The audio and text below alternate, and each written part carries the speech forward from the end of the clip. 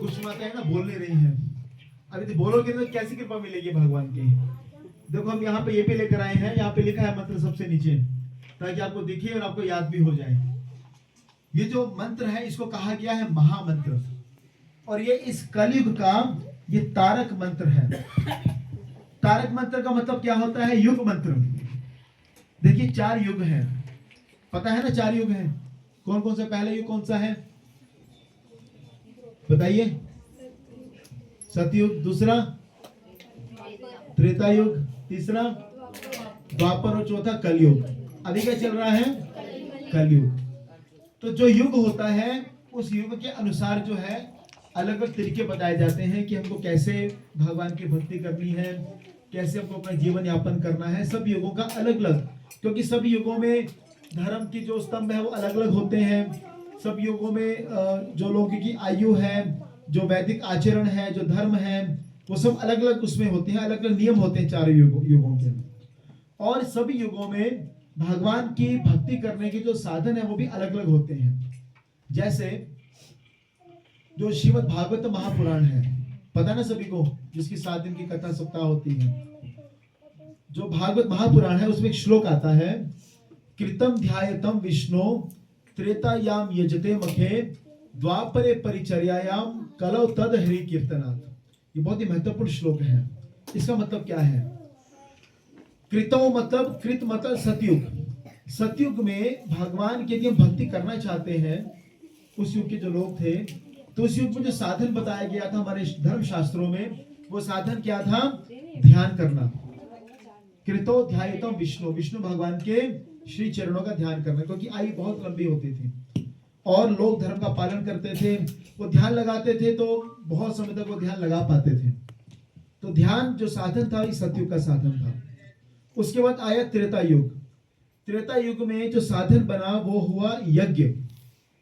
यज्ञ करना, बड़े बड़े विशाल यज्ञ कुंड बनाए जाते थे, शुद्ध सामग्री होती थी, योग्य ब्राह्मण होते थे, वैदिक मंत्रों का उच्चारण करते थे, और देवता स्वयं प्रकट होकर अपना भविष्य भाग ग्रहण करते थे, और उन यज्ञों के माध्यम से लोग शुद्ध होते थे और अपने अपने को उत्थान करते थे, अपने उन्नति करते थे, आध्यात्मिक उन्नति अपनी करते थे।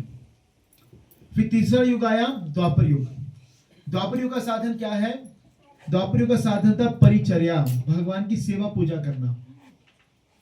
भगवान की बहुत ही नियम के अनुसार और मर्यादा से और नियमों के अनुसार भगवान के विग्रहों की सेवा करना। बड़े बड़े मंदिर होते थे, भगवान की बहुत ही सुंदर तरीके से सेवा होती थी। जैसे आज आप हमारे मंदिरों में जाइए, जितने भी हमारे सनातन धर्म हिंदू के मंदिर हैं, अब जाइए वहां पे भगवान की मूर्ति होगी, विग्रह होंगे भगवान के, लेकिन उनकी कोई टेक केयर नहीं करता है।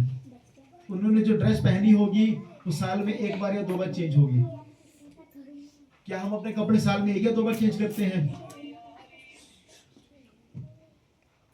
आपकी बात नहीं कर रहे, लेकिन कुछ माताएं तो 2-2 4-4 बार भी करती हैं चेंज। कहीं जाना हो तो हर उसके लिए अलग अलग कपड़े होते हैं। सबकी ये बात है। तो हम एक दिन में 2-2 4-4 बार भी करते हैं, भगवान की 6 महीने में 1 बार करते हैं। इसका अर्थ है कि भगवान की सेवा करना भी बड़ा कठिन होता है। इसलिए ये जो भगवान के मंदिरों में, वैसे मंदिर हैं, हमें पूजा करते हैं, सब करते हैं, जितनी लोग कर सकते हैं, लेकिन ये साधन था द्वापर युग का, कलयुग का साधन नहीं था, क्योंकि कलयुग में वैसे शुद्धि का पालन करना संभव नहीं है। लेकिन अभी हम बात करते हैं कलयुग की, जिसमें हम आप लोग यहाँ पे हैं। कलयुग में, कलयुग के लिए शास्त्र में क्या बताया गया है? कलौ तद हरि कीर्तनात्। हरि का कीर्तन करना ये कलयुग का साधन है।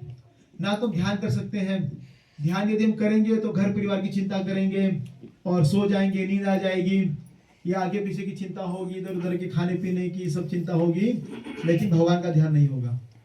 ध्यान नहीं कर सकते, यज्ञ नहीं कर सकते। जिन पंडितों को बुलाओगे यज्ञ करने के लिए, वो खुद ही मर्यादा का पालन नहीं करते, खुद ही वो वहां भी यज्ञ करेंगे, बाहर जाके ऐसे से करेंगे। वो ऐसे आजकल के पंडित हो गए हैं, ज्यादातर ये देखने में आता है। भगवान की सेवा पूजा करना भी बड़ा कठिन है। इसलिए कलयुग का साधन क्या है? कलौ